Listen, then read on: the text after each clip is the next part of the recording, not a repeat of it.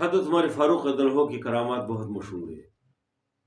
اس میں ایک بہت مشہور واقعہ ہے اور بہت مستند واقعہ ہے کہ ساریہ بن زنیم اس کو بھیجا تھا اور فسا اور ابجر 2 شہروں کو فتح کرنے کے لیے.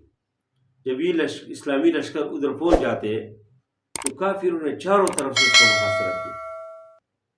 تو عمر فاروق رضی اللہ عنہ مدینے کے اندر موجود ہے اور ادھر لشکر جو ہے ابجر میں ہے. کتنے فاصلہ ہے، کتنے کلومیٹر دور ہے. تو ادھر عمر فاروق رضی اللہ عنہ نے مسجد نبوی سے اس کو آواز دیا اور کہا کہ یا ساریۃ ابن زنیم الجبل الجبل، یا ساریۃ ابن زنیم الجبل الجبل. یہ ساریہ زنیم کے بیٹے پہاڑ کی طرف جاؤ، پہاڑ کی طرف جاؤ. اور وہ اس طرح کرتے اپنے لشکر کو لے کے پہاڑی کی طرف جاتے، اس لیے کہ پہاڑی ہر طرح ان کے لیے محفوظ جگہ تھی.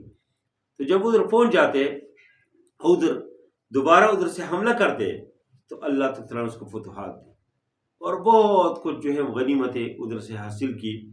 اور پھر جو ہے جب غنیمتیں آ گئی تو ایک بہت بہترین ایک تحفہ انہوں نے مجاہدین کے مشورے سے اس کو لیا اور اپنے قاصد کو دیا کہ تم مدینے میں جاؤ اور عمر فاروق رضی اللہ عنہ کو خوشخبری بھی دے دو اس فتح کی، اور یہ گفٹ، یہ گلدان بھی اس کو پیش کرو. بہت قیمتی گلدان تھا. تو جب اس کو لے کے وہ قاصد عمر فاروق رضی اللہ عنہ کے پاس آ گئی، عمر فاروق رضی اللہ عنہ نے اپنے گھر پہ بلایا، کھانا کھایا اور بہت اس کو عزت دی گھر میں. جب بعد میں اس نے بتایا کہ میں تو اس طرح ساریہ بن زنیم نے مجھے بھیجا ہے اور مجھے گلدان آپ کے لیے دیا ہے اور اس طرح اللہ نے فتح دیا، فتح کے اوپر خوش ہو گیا، لیکن اس تحفے کے اوپر خوش نہیں ہوا. وہ بہت زیادہ اس نے ناراضگی کا اظہار کیا. اس زمانے کوئی آدمی ہوتے، کوئی حکمران ہوتے تو خوش ہو جاتے، لیکن اس نے کیا کہا؟ اس نے کہا نہیں، لا کرامت، اس میں کوئی عزت نہیں ہے.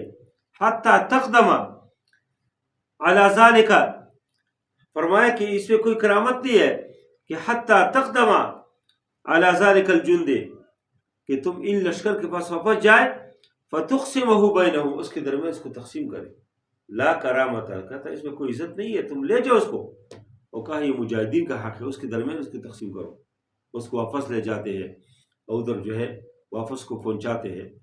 تو اسی لوگوں نے جب اس لشکر کے لوگوں سے پوچھا کہ تم نے عمر فاروق کی آواز سن لی تھی ادھر؟